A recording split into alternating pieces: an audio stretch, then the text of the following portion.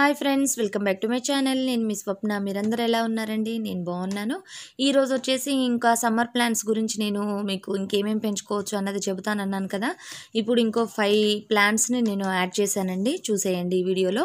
ఈ వీడియో కనుక నచ్చినట్టయితే లైక్ చేయడం మర్చిపోవద్దండి. అలానే కొత్తగా చూసే వాళ్ళైతే నా ఛానల్కి సబ్స్క్రైబ్ అయిన తర్వాత బెల్ బటన్ని యాక్టివేట్ చేసుకుంటే నేను ఏదైనా వీడియో పోస్ట్ చేయగానే మీ ముందుంటుంది. ఫస్ట్ ఇదిగోండి నేను చూపిస్తుంది, ఇది నా దగ్గరే ఉందండి మొక్క. ఇది క్యాక్టస్ జాతికి చెందిన యూఫోర్బియా అన్నమాట. దీంట్లో పెద్దగా ఉంటాయి పూలు, చిన్న సైజుగా అంటే చిన్నగా కూడా కొన్ని ఫ్లవర్స్ ఉంటాయి అన్నమాట. వీటిని మనం వాటర్ బాటిల్స్లో కూడా పెంచుకోవచ్చు. ఇదిగోండి సమ్మర్లో చూడండి ఏ విధంగా ఎన్ని ఫ్లవర్స్ వచ్చాయో.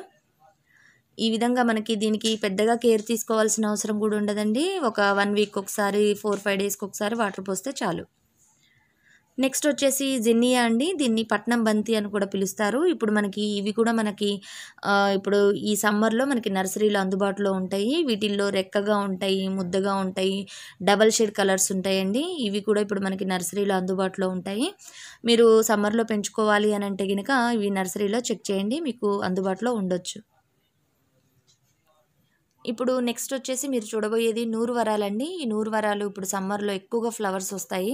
ఇవి ఇళ్ళ ముందు పెట్టుకుంటే డెకరేషన్గా కూడా ఉపయోగపడతాయి. అందులో ఇప్పుడు ఇవి చాలా ఎక్కువ ఫ్లవర్స్ వస్తాయి కదా, అందువల్ల ఏంటంటే మనకి ఇంటి ముందు డెకరేషన్గా కూడా ఉంచుకోవచ్చు.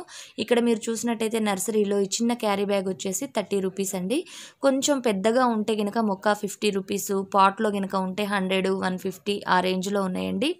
వీటిలో కలర్ ఆప్షన్ కూడా మనకి yellow colour, pink colour, white colour, కామన్గా అయితే రెడ్ కలరు, ఈ విధంగా అందుబాటులో ఉన్నాయండి. ట్రై చేసి చూడండి నర్సరీలో. నెక్స్ట్ వచ్చేసి ఎడీనియం అండి. ఈ ఎడీనియం వచ్చేసి మనకి ముద్దగా, రెక్కగా, రకరకాలుగా ఉంటుంది. దీనికి తక్కువ ఆకులు, ఎక్కువ ఫ్లవర్స్ అనేవి ఉంటాయి.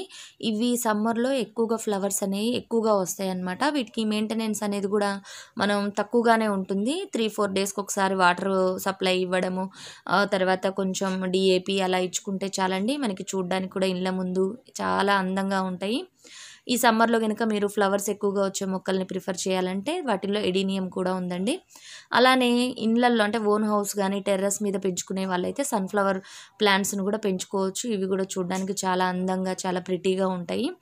ఇవి కూడా సమ్మర్లోనే ఎక్కువగా ఫ్లవర్స్ అనేవి మనకు వస్తాయండి, సన్ఫ్లవర్ ప్లాంట్స్. వీటిని కూడా పెంచుకోవడానికి మీకు అవకాశం ఉంటే కనుక ట్రై చేయండి. ఇంతేనండి ఈ వీడియో. ఈ వీడియో కనుక నచ్చినట్టయితే లైక్ చేయడం మర్చిపోవద్దు. Bye bye. మరిన్ని మంచి వీడియోస్తో మీ ముందు ఉంటాను.